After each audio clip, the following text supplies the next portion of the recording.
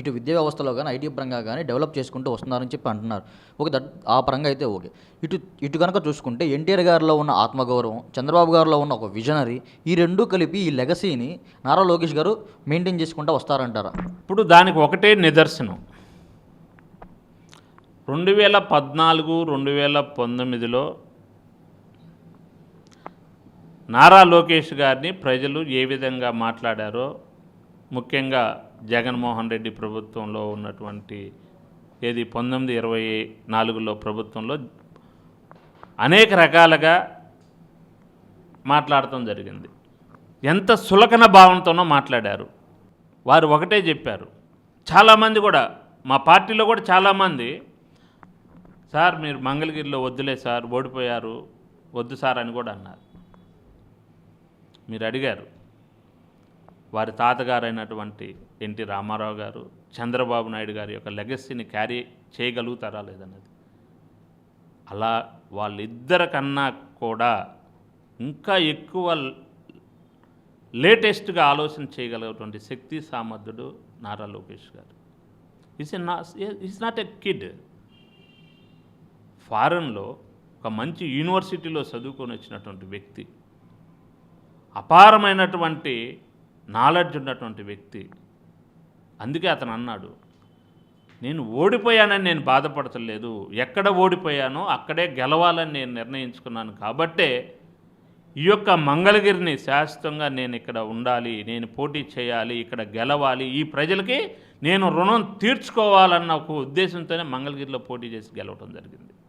మరి దానికి ముందు ఎవరైతే వారిని అనేక మాటలతో ఇబ్బందులు పెట్టారో వారు ఒకటే చెప్పారు, పాదయాత్ర చేసి ఈ రాష్ట్రంలో అతనికంటూ ఒక గుర్తింపు, okay I don't want to carry forward by my grandfather or my father అంటూ నేనంటూ వ్యక్తిగతంగా నాకంటూ ఒక మార్క్ కావాలి, నేనేంటో నిరూపించుకోవాలనే 3200 కిలోమీటర్లు పాదయాత్ర చేసి ప్రతి పేదవాడి యొక్క సమస్యను తెలుసుకొని ఇవాళ గొప్ప నాయకుడు కాగలిగాడు కదా. విద్యా ఐటీ శాఖ మంత్రిగా నారా లోకేష్ గారు విద్యా వ్యవస్థలో సంచలన మార్పులు తీసుకొచ్చారు. ఇటు ఆ మార్పులు ఎలా ఉన్నాయి, వాటి మీద మీ అభిప్రాయం ఏంటి? అవి భవిష్యత్తులో పిల్లలకు కానీ ఇటు విద్యార్థులకు కానీ ఎలా ఉపయోగపడబోతుంది? ఇవాళ గ్రామాల్లోకి వెళ్ళండి, గ్రామాల్లో స్కూల్స్ చూడండి ఎలా ఉన్నాయో, ఒక కార్పొరేట్ లెవెల్లో. అవన్నీ జగన్మోహన్ రెడ్డి గారు కట్టిన స్కూల్స్ అంటున్నారు. జగన్మోహన్ రెడ్డి పెయింట్లు వేసి డబ్బులు వసూలు చేశాడు. కానీ ఈ ప్రభుత్వం నారా లోకేష్ గారు ప్రత్యేకంగా విద్యార్థులకు కావాల్సిన విద్యను అందిస్తున్నాడు. పెయింట్లు కాదు ఇంపార్టెంట్, ఇవాళ ఒక నాలెడ్జ్ ఉన్నటువంటి కొన్ని సబ్జెక్టులను కూడా మార్చారు వాళ్ళు. కాబట్టి నారా లోకేష్ గారితో వాళ్ళు కంపేర్ చేసుకునే పరిస్థితి లేదు. నారా లోకేష్ గారు చాలా తెలివైనవాడు, చాలా దూరదృష్టి ఉన్నటువంటి వాడు. ఈ రాష్ట్రంలో విద్యార్థులుగా అతను అదే అన్నాడు, యువ నాయకత్వాన్ని ప్రోత్సహించాలి, యువకులను ముందుకు తీసుకురావాలి, ఈ రాష్ట్రానికి ఈ దేశానికి యువకులే పట్టుగొమ్మలు అనేది అతని ఆలోచన. కాబట్టి ఆ విధంగానే వాళ్ళ ముందుకెళ్తూ ఆయన ఏంటో నిరూపించుకోగలిగారు. తెలుగుదేశం పార్టీ అంటేనే బీసీల పార్టీ అని చెప్పి చంద్రబాబు గారు కానీ అందరూ చెప్తూ ఉంటారు. మీరు కూడా ఒక బీసీ సామాజిక వర్గానికి చెందిన వాళ్ళు, ఎంతో కాలంగా పార్టీని నమ్ముకొని ఉన్నారు, ఎంతో ఖర్చు పెట్టారు, ప్రజలకు ఎంతో చేశారు. ఇప్పటికీ మీకు ఉన్నతమైన పదవులు కానీ అలాంటివి అలంకరించలేదంటే ఏం చెప్తారు? ఇది వాస్తవమే. తెలుగుదేశం పార్టీ అంటేనే బడుగు బలహీన వర్గాలకి పార్టీ అనేది అందరూ చెప్పుకుంటారు. అది వాస్తవం కూడా. అన్న నందమూరి తారక రామారావు గారు పార్టీ పెట్టినప్పుడు అనేక మంది యువతను బయటకు తీసుకొచ్చారు. ముఖ్యంగా బలహీన వర్గాల వారి నుండి చాలామంది ఉన్నారు. మనం ఉమ్మడి ఆంధ్రప్రదేశ్లో అనేక మంది ఉన్నారు. అయితే ఈరోజు కూడా యొక్క తెలుగుదేశం పార్టీకి బీసీలు వెన్నుదండ ఎప్పుడు ఉంటుంది, ఇప్పటికీ ఉంది. మొన్న ప్రభుత్వం ఏర్పాటులో కూడా బీసీల యొక్క అవసరం పడింది, బీసీలు పార్టీకి పనిచేశారు.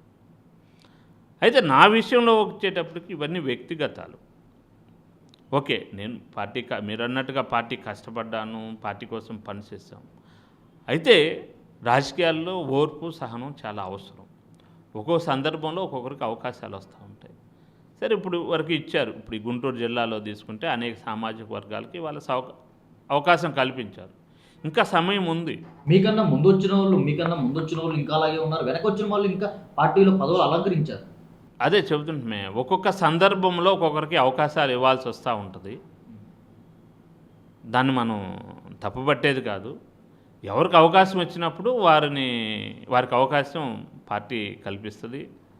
అది వారి దృష్టిలో కూడా ఉంటుంది. కాసే సమయం సందర్భం బట్టి మనం కూడా ఓర్పుతో ఉండాల్సిన అవసరం ఉంది. రాజకీయాల్లో ఏది ఒక రాత్రికి అయ్యేవి కాదు. చాలామంది ఎన్నో సంవత్సరాలుగా కష్టపడ్డ వాళ్ళు ఉంటారు. ఎందుకంటే రాజకీయాల్లో అన్ని ఈక్వేషన్స్ని చూసుకోవాల్సి వస్తూ ఉంటుంది. కొంతమంది మేబీ డైరెక్ట్గా పార్టీకి పనిచేయలేకపోవచ్చు, వేరే విధంగా సహాయపడి ఉండొచ్చు పార్టీకి. కొంతమంది రోజు పార్టీ కోసం పనిచేసే వాళ్ళు ఉంటారు. ఒక్కొక్కరు ఒక్కొక్క రకంగా ఉంటారు. అందరికీ సమన్వయం చేయాలి కాబట్టి ఖచ్చితంగా ఏదైతే బీసీలు ఇవాళ 50% ఉన్నటువంటి బీసీలకి ఈ యొక్క ఎన్డీఏ కూటమి ఖచ్చితంగా న్యాయం చేస్తుంది. ఆ విశ్వాసం మాకు పూర్తిగా ఉంది. ఏదో ఒక రోజు న్యాయం జరుగుతుంది, దాంట్లో డౌటే లేదు. ఈ వీడియో నచ్చితే లైక్ చేయండి. అలాగే మా ఛానల్ ని ఫస్ట్ టైం కనుక చూస్తున్నట్టయితే ఇప్పుడే సబ్స్క్రైబ్ చేసుకుని పక్కనే ఉన్న గంట సింబల్ ని యాక్టివేట్ చేసుకోండి. అప్పుడే మేము పెట్టే ప్రతి వీడియో మీకు నోటిఫికేషన్ గా వస్తుంది. అలాగే ఈ వీడియో పూర్తిగా చూసినందుకు ధన్యవాదాలు.